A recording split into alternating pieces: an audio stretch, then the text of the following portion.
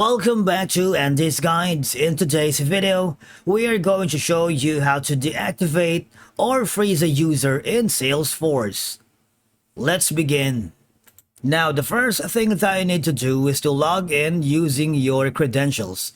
If this is your first time on Salesforce, I need you to click the sign up option. And from here, just follow the on-screen instructions and you're good to go. Deactivating or freezing a user in Salesforce is a common administrative task that restricts user access while preserving their data and set up for potential reactivation. We have to remember that during this period, alright, when an employee leaves their organization, their user account should typically be deactivated to prevent unauthorized access to, your Salesforce data and company systems.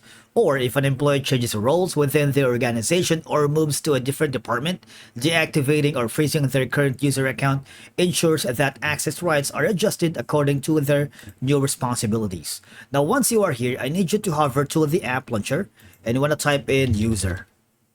All right. Now, once you are on the all users, you might want to choose the user that you want to deactivate or freeze. Now, in my case, I'm going to choose this one. Check the box and click on edit. Now, there are two ways for you to deactivate an account. One is this option right here. I want you to uncheck the box.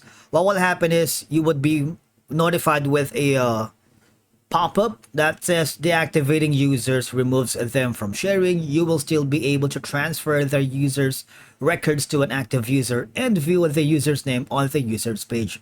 All you're gonna do is click on OK. And what will happen is you would be just click on save. All right, and it's gonna be updating the records. Now, if you wanted to freeze an account, it's a lot easier because you have the option to freeze this section. Click on that tab. You would be forwarded here to another section. All right. And if you want to unfreeze the account, all you're going to do is click on the unfreeze. All right.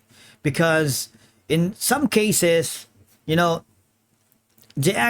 or freezing the user accounts in Salesforce based on these reasons, organizations can effectively manage access control, enhance security measures, and safeguard sensitive information.